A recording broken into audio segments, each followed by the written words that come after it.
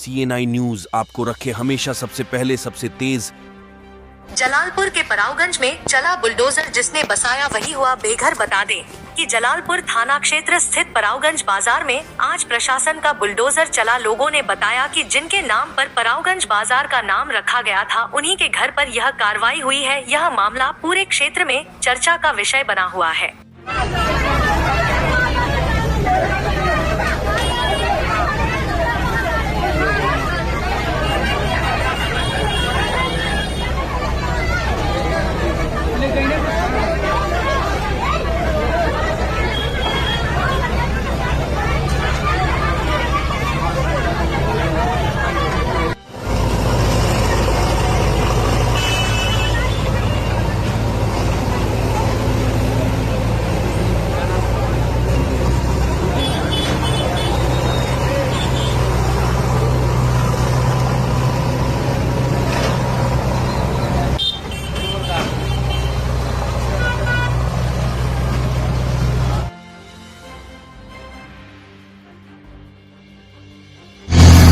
देखिए, आज जो धरना हुआ था, जो धरने में एक मांग थी कि रोड के दोनों तरफ रेलिंग लगाई जाए, जिसका कार्य आज प्रारंभ हो गया है। और आइए किसान नेता अजीत सिंह से जानते हैं इसके बारे में। तो आज ये काम चालू हो गया। जो आपकी प्रमुख मांगे थी, उसमें से एक मांग थी कि दोनों तरफ पटरी लगाई जाए। बिल्कुल।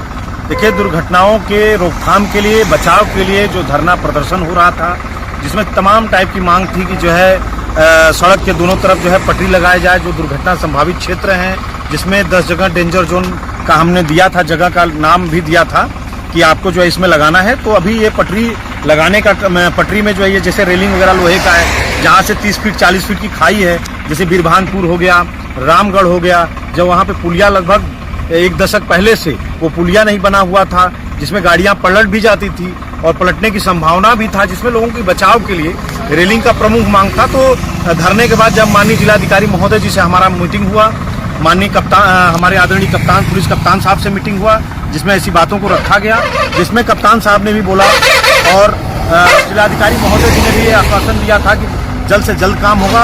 और NHI को उन्होंने पत्र भी भेजा था, यह दुर्घटना संभावित क्षेत्र जो है उस पर रेलिंग का कार्य किया जाए। तो साथियों, कई बार सरकार का ध्यान आकर्षित करने के लिए जो मौलिक अधिकार जो संविधान में मिला है हम लोगों को, वो कई बार करना पड़ता है। आज धरना और प्रदर्शन का असर रहा है। जो इतने दिनों तक इस रेलिंग को नहीं लगाया गया था, तो 1 दशक 2 दशक से पहले से रेलिंग की व्यवस्था नहीं है। लेकिन 30 फीट 40 फीट जो खाई है, इसमें गाड़ी अगर दुर्घटना में अगर खाई की तरफ जा रही है तो गाड़ी पूरी पलट जाती है, जिसमें बचने की संभावना लोगों को नहीं था। कम से कम एक रेलिंग लगाया जाता है साथियों। तो इसलिए कई बार धरना प्रदर्शन ये कोई अपने लिए नहीं था, ये जनमानस की बचाव के लिए था कि हमारे डोभी क्षेत्र में, केराकत में जब भी कोई आए तो वाकई में जो पहले परंपरा रहा है कि डोभी और केराकत लोगों के स्वागत के लिए जाना जाता था, लेकिन अब दुर्घटनाओं के लिए जाना जाता है। तो हम लोगों का ही प्रयास रहेगा कि हम ही लोगों को मेहनत करना होगा, कोई दूसरा आके यहाँ नहीं बचाव करेगा। तो साथियों, आज ये पहल हुआ कि कम से कम रेलिंग लगाने का कार्य शुरू हो गया है। जो भी हमने 10 पॉइंट दिया है, उस पॉइंट पर रेलिंग लगाने का कार्य अब शुरू हो गया है। अभी हम लोग जहाँ खड़े हैं बीरभानपुर रामगढ़ में, यहाँ पे जो एक सैयद बाबा का जो मजार है, उसके पास में जो पुलिया बना था, उसके तरफ जो है रेलिंग लगाने का कार्य शुरू हुआ है। जय जवान, जय किसान, हम सबकी एकता, हम सभी लोगों की ताकत है। भारत माता की जय। FIR के लिए भी हम लोगों ने उस समय भी लिखा था, पत्र में भी, और वापस से जब हम लोग जिलाधिकारी महोदय से मिलेंगे तो हम फिर से कार्यवाही के लिए मांग करेंगे कि तीनों विभाग, क्योंकि इसमें जो निष्क्रियता रही है वो नगर पालिका की रही है, PWD की रही है और विद्युत की रही है। वहाँ पे जो तीनों विभाग के उच्च अधिकारी जो वहाँ पे कार्यरत रहे, उनके खिलाफ हम कार्यवाही के लिए और FIR के लिए मांग करेंगे। ये प्रेस कॉन्फ्रेंस बुलाने का ही मकसद यही है कि जिसने गलती की है उसी को ही जांच जो है वो सौंप दी गई है।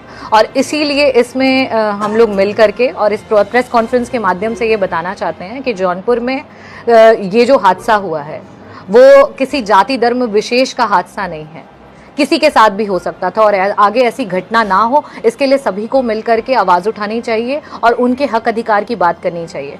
और जो कार्यवाही करनी चाहिए थी वो उन्होंने नहीं की है। इसलिए इस प्रेस कॉन्फ्रेंस के माध्यम से हम यही बताना चाहते हैं कि समाजवादी पार्टी का एक डेलीगेशन वापस से जाकर के जिलाधिकारी से मिलेगा और इन सारी चीज़ों के लिए मांग करेगा।